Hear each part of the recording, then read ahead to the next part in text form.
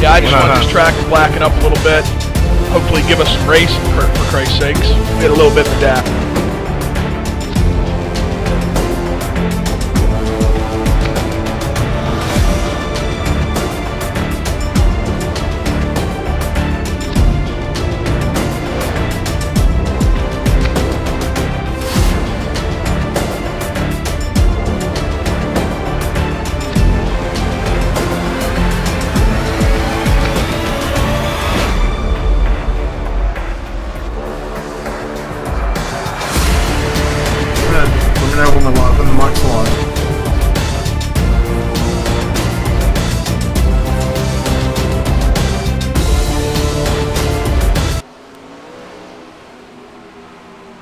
Yes, welcome back to the USA International Speedway live here on the TeamVLR.com Facebook page. I believe we're also live on the Team VLR iRacing YouTube channel as well. We are just letting the drivers have a little bit of an open session here to get this track just slickened off somewhat to produce multiple grooves of racing, hopefully for tonight's 25 lap feature event here at the USA International Speedway. It looks like they're going to give those drivers another 90 seconds here. How would we... I mean, unfortunately, we've seen some one-line racing. It was starting to, widen up a little bit here in the dash just before from what we've seen with our top 6 drivers. What are you expecting in these heat races now that the drivers have been able to get out there and, slicking off this racetrack somewhat? I think for the A main, it's actually going to really widen out because you got 25 laps, which is a really long time here, and you're going to have, I believe, 18, 19 cars on the track at once. So I think it's going to really start to widen out here, and by the end of the feature, we should see some really exciting racing, hopefully. All right, well, let's go your pick. Who do you think's going to be standing on the top step of the podium after this 25 laps is done? I'm gonna have to say probably Alex Bergeron. I just think this is a really good track for him, and I think as the race gets going and he gets kind of comfortable with these cars, he doesn't run these much compared to the wing cars, but it seems like he gets better and better as the race goes on. So I'm gonna pick him tonight if he can keep it out of the inside or outside wall. I think I just seen him flipping in the background as I was saying that, so that's probably not a good luck card. Seems like an Alex kind of move, just flipping.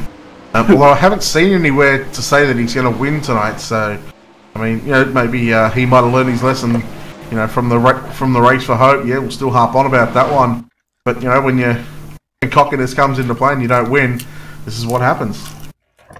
Yeah, he seems to been a little bit more humble lately, so that's why we're allowed to pick him again, I guess. Who is Brett the Jet gonna pick tonight?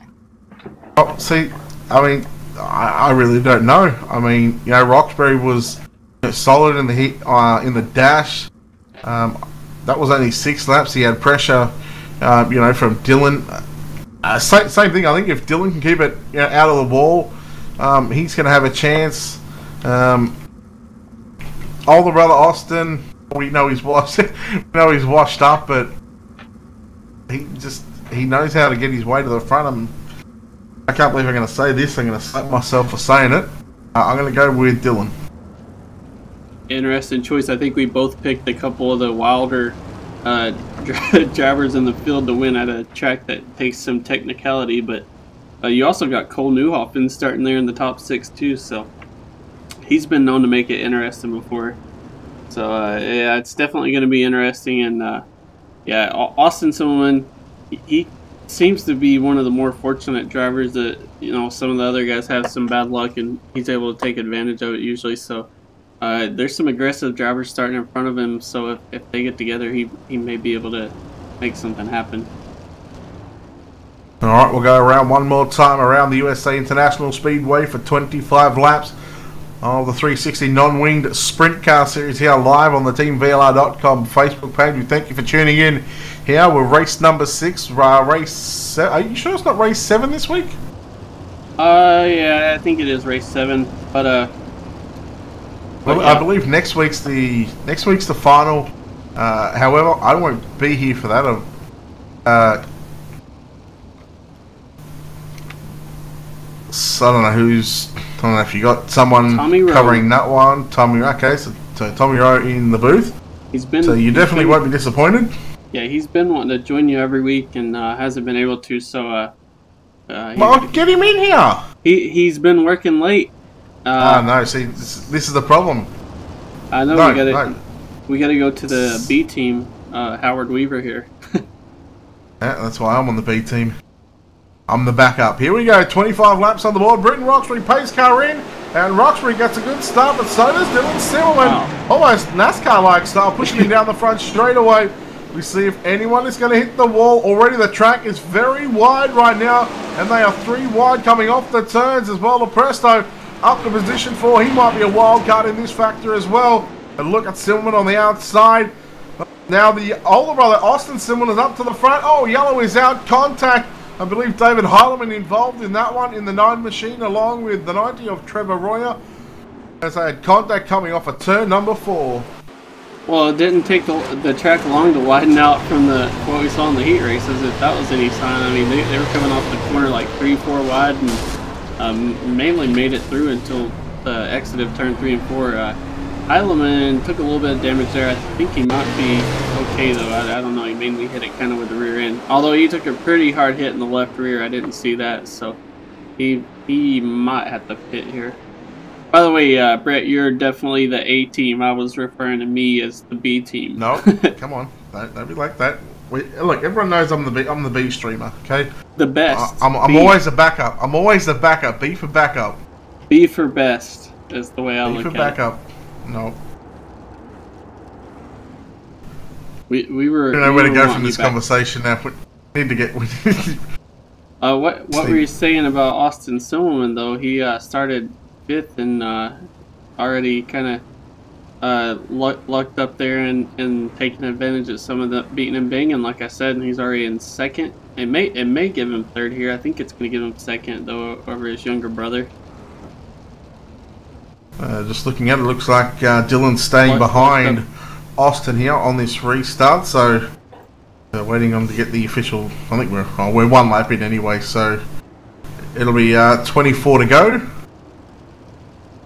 Yeah, Austin Silverman's probably looking forward to this restart because Roxbury was the final transfer to the dash, and he drew number 1. So Austin Silverman's probably not thinking he's maybe as fast as some of the guys behind him right now, and so he's going to take advantage of the bottom again, I think, and maybe try to get his way by, because it looked like most of the others were already moving up to the top, and Silverman stayed on the bottom and quickly got up to 2nd in just a lap.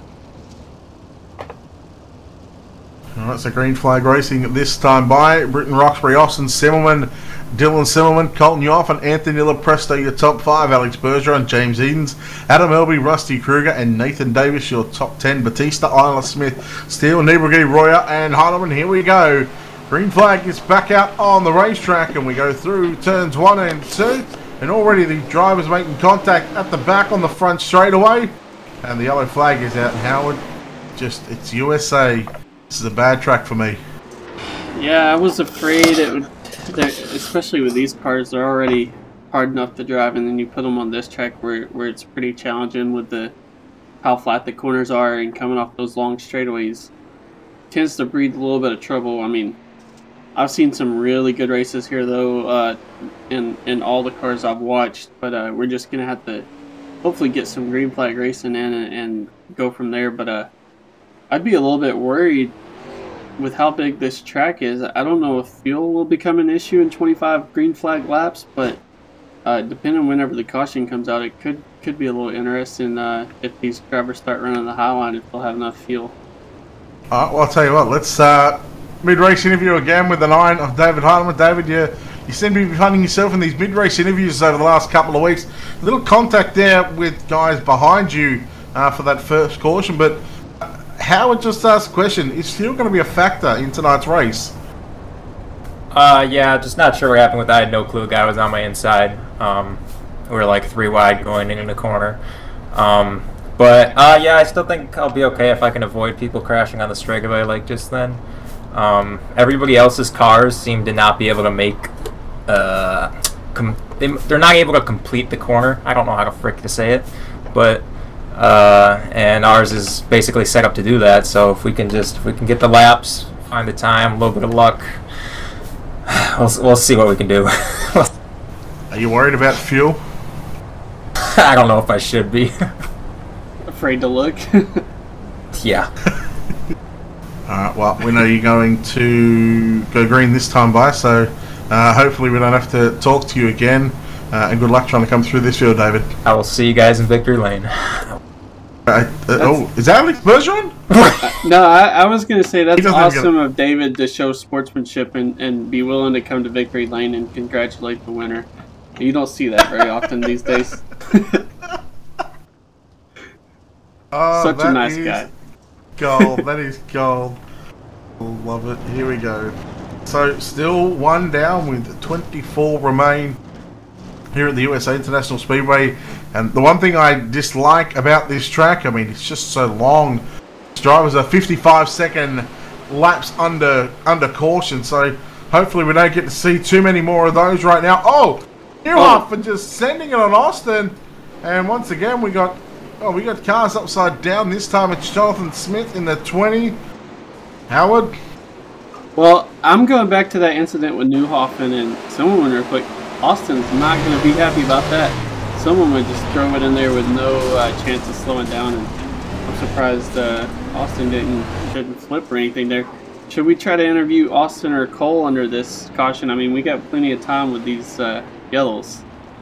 Yeah, these 55-second laps, I mean. Alright, we'll bring in the driver of the 18, Austin Silverman. Austin, you got... you almost had it sent on you in turns 1 and 2 there on that start. I mean, what did you make of that move there by Cole? He's got the helmet on, maybe he doesn't want to chat to us. What's up? There he is. What did you make of that move from Cole on that restart going into 1? I messed up my entry there and kind of screwed everybody up, so that was my fault. So he was fine. I didn't see anything wrong with it. Oh, it's easier to blame Cole. We're gonna go ahead and blame Cole on that one. So you know what? Let's bring him up here anyway. Cole, Austin's blaming you for that that horrible slider into 1 and 2. I mean, what did you make of it there? I thought he'd be way ahead of me. He must have braked a lot on entry or something, but it was my fault. I should have judged it better. Good luck for the rest of the night, Cole. See how it looked. We managed to pin that accident on 2 different people that, you know, blame themselves. Jeez, we can do anything. Yeah, it sounds like if they think you're in the booth, then you know what you're talking about. So,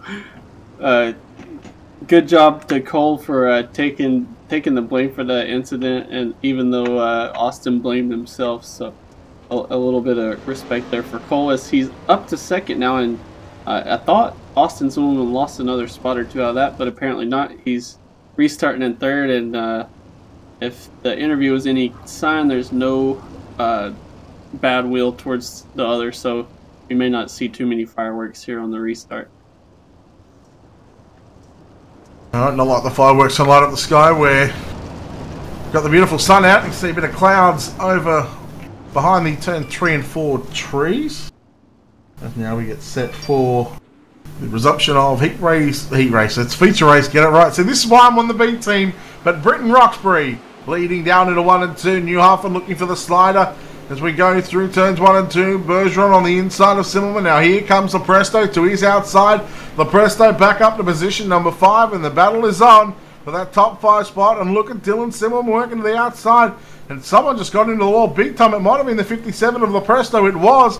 Track very technical right now, these drivers. I think they're starting to drive over the head, and one green car upside down big time, and that's the 36 of Nathan Davis. Well, we were 3 wide for a brief moment there for third with Austin Silverman, Dylan Silverman, and Cole Newhoffen. Austin actually got in the wall too the lap before, and not too bad, but he was able to keep it going. And I believe we're only about three or four laps into this race with all the cautions, but Roxbury's probably wishing right now that the caution laps did count, because the race would almost be halfway over and he'd have a good shot.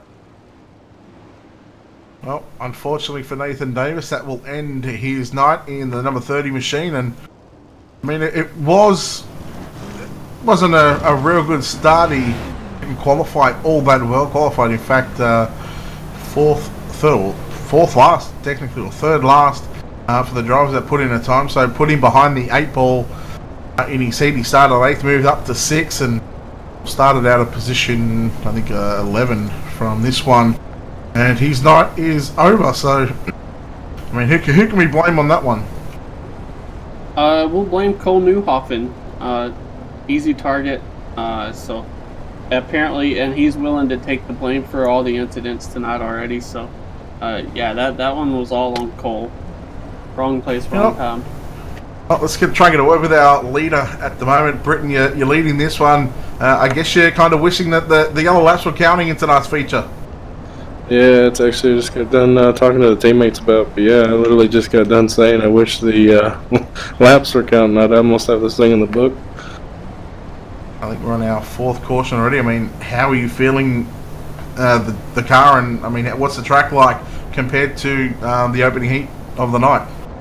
You know, it's a lot slicker, but I like a slicker track, so I don't know, the straightaways are getting everybody right now. It seems like really slick, and you're spinning your tires basically the whole way down the straight. Alright, well, we know you're going green flag racing this time, by, so we'll let you get back to it, and good luck. Alright, thank you. Alright, there you have it. Britton Roxbury there, your race leader in the 421. Cole Newhoffen in 2nd. 3rd is Austin Simmelman. Dylan Simmelman in 4th. Alex Bergeron rounds out the top 5. Adam Elby, Anthony Lepresto, James Eden, Rusty Kruger, and John Batista. And getting word from race control that if we see another caution, it will start to count towards to the 25 laps for the main event. So these drivers have been warned, they've been told, but it all just seems to be single car accidents at the moment, Howard.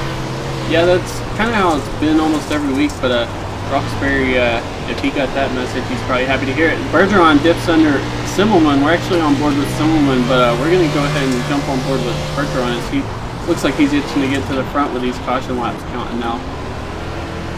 Yeah, almost pulling the dive bomb there on Austin Simmelman in the 18 as Simmelman.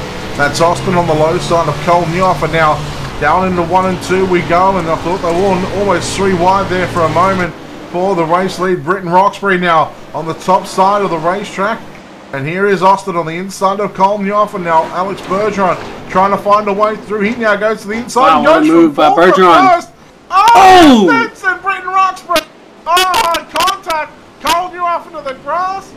He's bouncing on the front straightaway, and oh man, you know he's not going to like this. David Heilemann, I believe, is upside down in the 9 machine.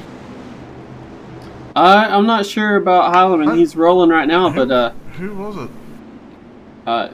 That's what I was talking about. Simmelman, Austin Simmelman, just benefited from all that, going from like 4th to 1st, avoiding all that trouble, and so now he's sitting pretty. But Britton Roxbury, it's a heartbreaker for him. He didn't do anything wrong, and just got. Oh, you know what? Alex, you attempt to make the move from 4th to 1st, and you give a big old right rear to Britton Roxbury. You got anything to say about that move? No, I made sure to not go up on him. Sadly, I don't know what happened. I got tied down there, and I looked in my mirror and make sure I was not going to go up on him, and we touched together. So. Wait, haven't you said previously you don't run mirrors? I change it sometimes. Oh, have we got another Austin here, Howard? Yeah, that Austin's probably gonna have the race locked up. I mean, that wreck took about everyone out except Anthony Lepresto, who was actually fast time tonight. So maybe not locked up so soon with Lepresto getting through there, but that definitely took out a lot of heavy hitters. Yeah, Alex Bergeron given an end of line penalty here, so deemed the primary cause of that one. Of course, it wasn't too hard when you go from 4th to 1st and you use your big old right rear to get your way to the front. But well, there goes your. Well, I wouldn't say there goes your pick, because this with now the lap starting to wind down a little bit. In fact, Bergeron just getting spun there. Britain Roxbury, so maybe a little bit of a retaliation for that move on Roxbury for the race lead. Yeah, did not see that, but we're gonna go back and watch it. Yeah, Roxbury, if the admins see that, he may get completely removed. Of course, it wasn't too egregious, I guess, but just showing he's not very happy with the 12 car, and you really can't blame him after that because he had a solid run, and a lot of good cars just got taken out, and right now it's Austin Simmelman's to lose. I mean, come on, let's be honest about that. I mean, that move was never on. I mean, to go from 4th to 1st on already now what he seemed to be a slick racetrack and tough to pass. It's just, yeah, like I said, I don't think that it was on. Oh yeah, it was a great move until it didn't end up working on the second part because there was really no chance of cleanly clearing that. As Dylan Silverman goes under Cole Newhoff in there for second, and I believe Austin Silverman's probably going to walk away with this one now. Alright, so the VLR members run 1, 2, and 3. Excuse me, at the moment. Oh, we got a car, Braden Isla, around, and well, these yellows just keep coming out. Braden Isla, the 005 entry around in turns 3 and 4. Rusty Kruger, he was also around. He's now done for, and he's packed up his stuff and he's trying to find a way out of the racetrack. Yeah, that was just another solo incident. Kind of solo. Rusty Kruger and Eiler both made the same mistake at the same time. Just looking at all these drivers who seem to be catching the wall, I would be trying to just stay down low or stay just in the middle of the track where the slickness ends. But right now they're having a lot of trouble, and yeah, I don't know. I think with all the damage the cars behind Austin Silverman have, he's going to have a hard time losing this one now unless maybe Lopresto can somehow get up there. But right now the sky's kind of parted open for him, and he got his way to the front. Right, so we were 11 laps in. It'll be 12 laps in now. They're going to count cautions up until 5 to go. So these drivers have been warned on them more times, and once again, it's, as I said, it's been these solo accidents that are continuing to bring out these cautions, and I think these non-wing sprint cars, they're not good at a long track like USA. You throw them back in at Eldora, even Volusia, Limaland, Charlotte. I mean, anywhere we've gone previously, even Knoxville. I think that we've had some fantastic racing over the past 6 weeks already, and this kind of just takes away from what these cars and what these drivers can actually do in these cars. Yeah, I think maybe Austin Silverman created the schedule, so we'll blame him for that. But it's worked out in his favor, I guess you could say, as he's in the lead right now. But hopefully they can have a clean run to the checkers. But yeah, right now it's gonna be tough for him to lose unless he just completely makes a mistake, because that wreck with Berger on it, I mean, it took out pretty much all of his competition up there and damaged the guys right behind him. So we'll see how it goes, though. Well, Cole's already licked the stamp and sent it once. I'm sure he's not going to be afraid to do it again. Green flag is back out on the racetrack here at the USA International Speedway. 11 laps to go, we've just been told from race control. So we get down to the nitty-gritty part of tonight's feature event. Austin leading off of turn number 2 down the long back straightaway into turns number 3 and 4. Look at David Heilemann as well in the 9 machine. Well, he's found his way towards the top 5 right now as he battles John Batista for that 5th spot on the racetrack. And look at Newhoff with a slide job on Dylan Silverman. Dylan now underneath him. And you go back to Anthony Lopresto behind him, and Lopresto makes up position number 3 as he got by Dylan Silverman on the back straightaway. Yeah, right now I believe Newhoff is probably a little bit slower than the guys behind him, and that's just allowing Silverman to pull away even more. And if Lopresto can get by him, he may have something to say about Austin Silverman getting this win. But right now he's having a lot of trouble as Austin Silverman runs all the way on the inside of the back straightaway there. That was kind of weird. Well, USA is a very strange track. He's doing it again, yeah. Maybe trying to avoid the bumps or something. That's kind of interesting. But that last lap, the 5 cars behind him were all faster. So I don't know. I've never seen anybody do that. As I believe the caution comes back out. Oh, Alex Bergeron out, seeing what happened here. Oh, he found Britton Roxbury again, but he kind of he spun out in front of him. It was almost coming up for another bit of a big right rear moment, but it looks like he just spun out, and Roxbury maybe gave him a little bit of a helping hand.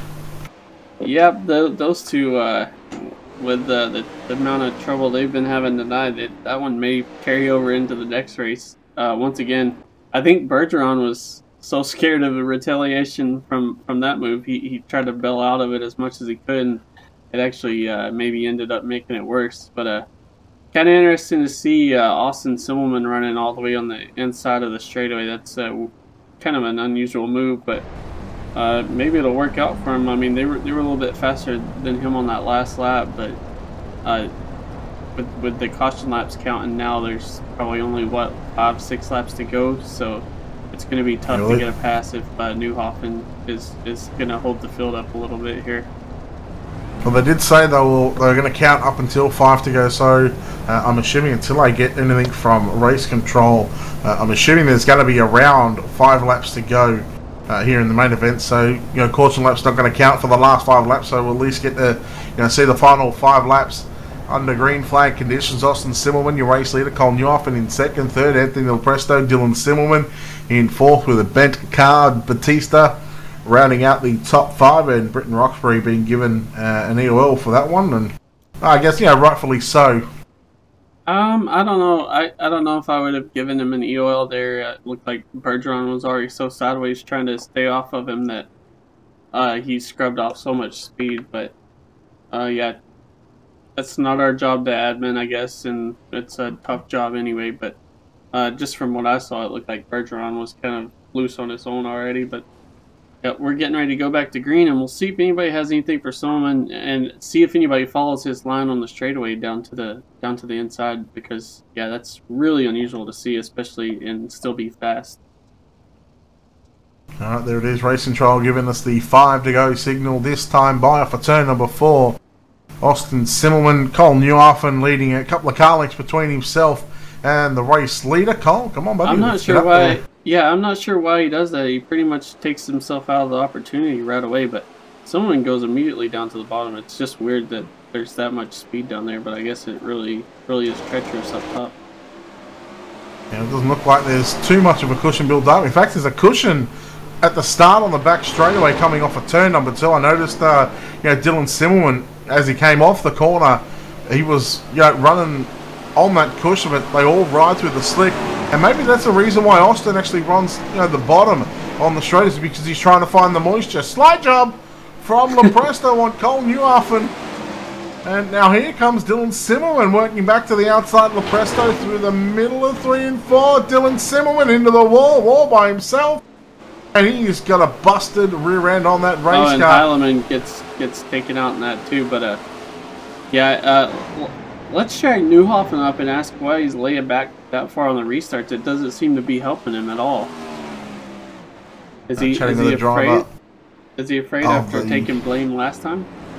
Yeah, well, let's ask him that. Cole, I mean, why are you leaving such a big gap between yourself and Austin on these restarts? He's a trickster. It's got nothing to do with why you're leaving nearly 2 car lengths on these restarts. I do it all the time. Is there a reason? I mean, it hasn't seemed to benefit you any. He's using the moisture on the inside of the straightaways to kind of pull away, but it just seems like whenever you lead that much time, then he's already 3 car lengths ahead before you get to the start finish line, and I'm not sure how it's helping. It's a technique that's not working this race, because iRacing's slick straightaway makes no sense. Well, maybe change it up and try to get closer and see what happens, or maybe get closer and run the bottom on the straightaways. There's moisture down there. That's what Austin's been doing. Yeah, it looks weird. We're kind of giving away his tips right now. But I got that guy behind me, and he's kind of freaky sometimes, so I don't know what I'm gonna do yet. Yep, you just run your own race, and if he gets around you, he gets around you. But just stay closer to him. All right. You never know what may happen. If Here we go. one thing's Lights not are working, out. yeah, if one thing's not working, you gotta try something new. I believe the lights are still on, aren't they? Yeah, I mean, like lights out next time by. Oh yeah, yeah. So I believe we'll have what, 3 to go, 4 to go. Just trying to listen to the race control to see if they're going to give us any information on that one. I think it's going to be 4 to go. We might have 3 to go actually, because we might have seen the drivers come to the start-finish line there, but they may go back to a lap. Race control just ready to speak up any time. 3 to go, so that's from race control directly. We'll see if Cole is actually going to take our advice and get a little bit closer to the back of the 18 machine. He's doing it so far, but we'll see what happens when he gets into turn number 3. Yeah, we'll see if he's keeping a little bit closer. So maybe he realized his other strategy wasn't working just yet, as he's getting pretty close now. I'm not sure what he meant by Austin's a trickster, but Austin did take advantage of that big wreck early and got him the lead, and we'll see if it's enough to hang on here. As Newhoffing takes a bump from Lepresto, and who's that on the inside going for third? That's Royer. For second, that's Royer. I haven't seen him up there all day, so he's finally starting to work his way. Adam Elby back there in position number 5 as well. Now here comes Royer with a move on the inside of Lepresto. We come off a turn number 4 and 2 laps to go for your race leader, Austin Silverman, down the front straightaway into turn number 1 and 2. Royer now with he caught the grass on the entry into turn number 1 and 2. Now Elby, the battle is on for the 3rd spot. Elby gets around the outside of the 90 of Trevor Royer in turns 1 and 2. Royer, right front and left rear met. A great save, and well, Elby shut the door, but now here comes the Presto back to the outside. The white flag is out for the final time here at the USA International Speedway. Round number 7 of the VLR non-wing 360 sprint car series here. And Austin Simmel going to find victory lane here at USA. Second is still up for grabs at the moment. Slide jump from Elby. Oh no! Yellow, are they going to continue to check it? I think they'll call that the finish. As Adam Elby, I don't know where he came from the last few laps. He was running towards the back of the PACCAR race, and I believe he ended up 3rd, maybe 4th out of that. 4th he got. Lepresto just got him at the line by about 3/100ths of a second, and boy oh boy, that was intense and that was close. Yeah, it was, and Austin Simmelman took advantage of that big wreck with Bergeron, kind of helped him out. I believe he passed about 4 cars at once, and his younger brother was turning some really good lap times there before his night was ended, but he was kind of took some heavy damage from that on the front end from that crash, and so it kind of paved the way for Austin to get the win, which he was fast at the end anyway, so it would have been interesting, but would have liked to have seen, all 4 of those cars all up there together and seen what could have happened. But still a good race, a bit long, but they finally got it done. Alright, let's waste no time in getting to our interviews for our top 3. Coming home in 3rd place in the 57 and barely just hanging on, Anthony Lepresto home in 3rd. You're unlucky in the dash, but you made your way forward, and that was an eventful feature race here tonight. Yeah, that was definitely a lot of fun there, battling with some of those guys on the high side. You could kind of throw some haymaking sliders there, but I was only able to make one of them kind of work, and it's kind of a risk when you try to throw a slider on this track, because if you overdrive it a little bit, you're over top of the fence, and if you underdrive it, then you're stuck in the slick trying to get to the top side. So yeah, I was just trying to make that work. How different was the racetrack compared to qualifying, the heat race and the dash?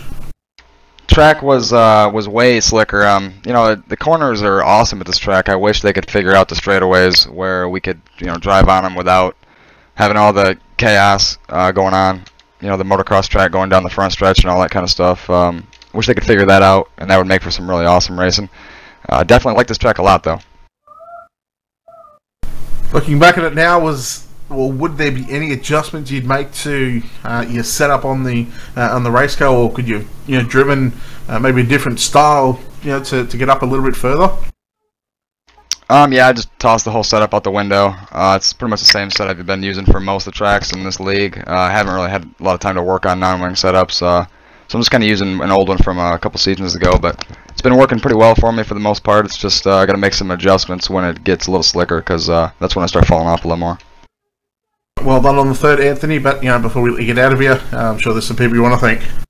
Yeah, absolutely. Got to thank my team, UW Motorsports. Got to thank our sponsors, Wicked Cushion, Colby's Eye Paint, Ultimate Dirt TV, and Next Gen Fab. Got to thank VLR for running this show as always. It's always a blast, even when we have a bunch of yellows. So yeah, thanks again for you guys for doing that. Alright, there we go. Anthony Presto home in third place. Home in second place tonight, though.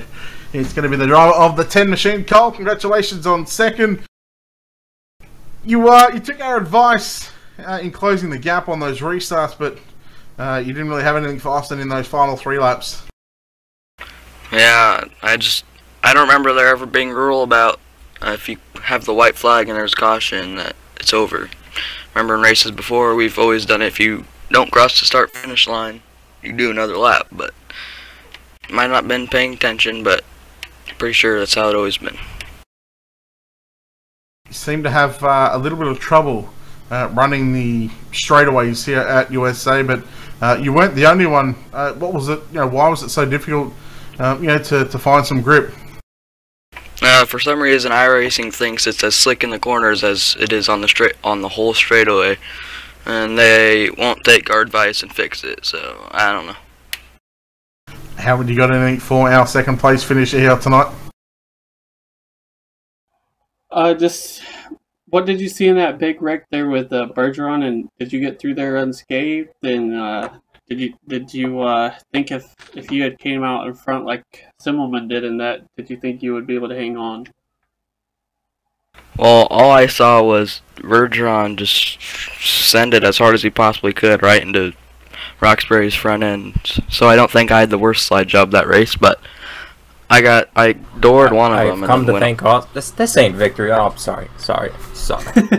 Yeah, you were a minute early there, Holloman. Then I hit them and then went down, went in the grass, hit the wall, and somehow iRacing counted me second. So I don't think I had the worst slide job that race. No, you know what? I can confirm you did not, but I mean, it was bad. But you know what? It's over. It's done with. Well on second. I'm sure you got a lot of people you want to thank. Thanks Sim Speed Shop, Team Friday, Dirt Division, and Team VLR. Alright, there we go. Now we go down to Victory Lane. Just as I was about to drag someone else up here, he kind of, cowardly walks away back to his pit area, David Heidelman. Home with the win here tonight in the 18. Started 5th, I believe, in this one. Austin, congratulations on the win. How are the emotions running through right now? Yeah, it's just another race, another good race, and glad we could come out on top. What did you make of the racetrack and the adjustments? What adjustments did you make? When the track slickened off like that. Nah, just be easier on the throttle. Look for the grip and try to make as clean as laps as I could without screwing up. So it was easy to do, but it was a really slick track and fun to drive. Seen you had contact with Cole, just sending it in one of those restarts. And we can confirm that it wasn't the worst slide job of the night. And I think that award goes to Bergeron. I mean, did you see that incident? And if you did, what did you make of it? I saw Alex kind of fly by me on the bottom. He made a hell of a move there to make the bottom stick. I missed it by enough room for one car to fit, apparently, and he ran right in there perfect. And I think he just misjudged where Britton was there. It's just a bad deal. It's easy to do in these cars because it's harder to see when you're so sideways, but worked out for me, I guess. I was right place, right time, and got the track position out of it. You say it's harder to see because these cars get a little bit more sideways than what the wing cars do. There's no wing on top to block your vision out the right-hand side. I mean, surely he would have had to have seen something. And we all know that he runs an Oculus, and apparently he actually turned his mirror on tonight. So, I mean, what are your thoughts on mirrors as well? We're not going to go down this road right now, Brett. But no, he probably, because he was sliding up and he missed the grip on the bottom on the exit. I actually might have got back by him going in one because I had the run coming off down low, and he was kind of sliding up and had no forward drive, and he got into Britton there, which sucked. But it's like I said, it's easy to do. I mean, the track had a couple of grooves you could run. You just had to be really careful. Sad we had so many cautions, but you know, it's part of racing. Does it suck as a driver? And I mean, you know, majority of those cautions were single car cautions. I mean, you know, how frustrating is that? You know, when you're trying to run some laps and trying to put on a good show as you've done, you know, for the past 6 weeks. Yeah, does it get a little bit annoying that, you know, drivers are sort of over driving it? Not really. When you're, I guess when you're leading. Be honest. I mean, yeah, I'd like to obviously run every lap green, but you know, we've had 6 great races before this. We had 6 great races before this, and you know, you're bound, I guess, to have 1 or 2 with a bunch of cautions. That's, like I said, that's racing. It was a really hard track, really hard. Probably one of the hardest I've driven on here. So things happen.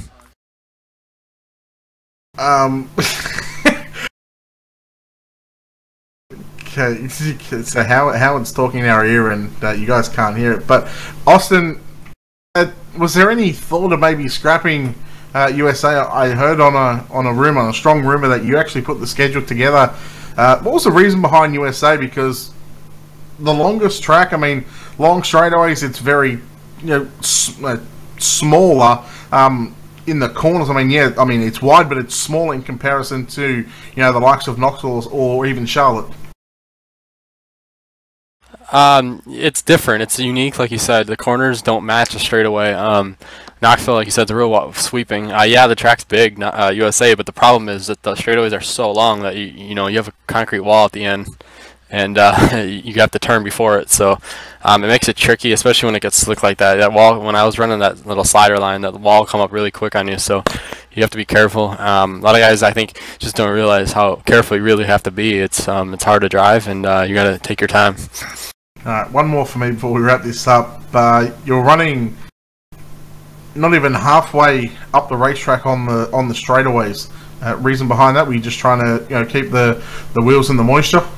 Yeah, there's grip down there, so I was going to go down there. There's no sense in just buzzing the tires in the slick. So I did it, and I didn't hear anybody or see anybody or whatnot. So I just kept doing it until it didn't work anymore. So it paid off. All right, one more. So why couldn't you see anyone? They were behind me. So you weren't looking up at the mirror? Not tonight, no. Howard, you got anything? I had a live stream on Austin's car, and he indeed did have the mirror tonight. But how else did he avoid that 15-car pile up there? You know what I mean? Well, he didn't get to thank his sponsors, and that's where I was going with it. Oh, he disappeared. I don't know. Maybe he was trying to throw the mirror away before we came to the pits and checked. But yeah, Bergeron, he said he had his mirror on tonight, but I don't know. It seemed to make it worse on him, if anything. So yeah, I don't know if a mirror is a good thing or a bad thing sometimes. But yeah, for Austin, his sponsors are Oculus, VLR, and I believe Grandstand Video, even though I don't see that on this car. But anyway, if he were still with us, that's who he'd be thinking right now. Alright, well, I think that'll wrap us up from the USA International Speedway, week number 7 of the VLR non-wing sprint car series. Next week, the final week of the 8-week series. Tommy Rowe will be in the booth with Howard Weaver next week. So, Howard, it's been a pleasure over the past 7 weeks to work with yourself. It's been fun, and it's always good to get back on these VLR broadcasts. Yeah, for sure, Brett, and we'll definitely get you back next season for something, whatever we run, or one of our big races coming up. And yeah, it'll be a good show. I know you're busy with a lot of shows at Ultimate Dirt TV, so everybody check those out too. I think you're streaming about every night, so this was about the only night we could get you free, and I think you have another race to go to now, actually, I believe. So Yeah, it's, yeah, we're actually I'm coming back to USA in this time in the street stocks. Ooh, I'm interested in that now. I like street stocks at USA, which I know you're good in street stocks too. So hopefully it'll be a little bit fewer cautions too, and a good race. Well, I'm gonna jump off and get ready for that one. It's been a pleasure. Once again, thanks to everyone that's made this possible for me. But I think as of next season, just a quick little update on what I'll be doing. I'm actually going to be cutting down my broadcast, so instead of doing 13 or 14 a week as I've done so for the past 8 months, I'm going to be doing selected nights, so that way I'm not burning myself out. But more on that later on my own page. And for us here at TeamVLR.com, it's been a pleasure. We think you will see you back next week for the final week. And on behalf of Howard Weaver, it's Brett Wheeler saying good night and have fun. Yep, thank you, Brett, and we'll see you next season.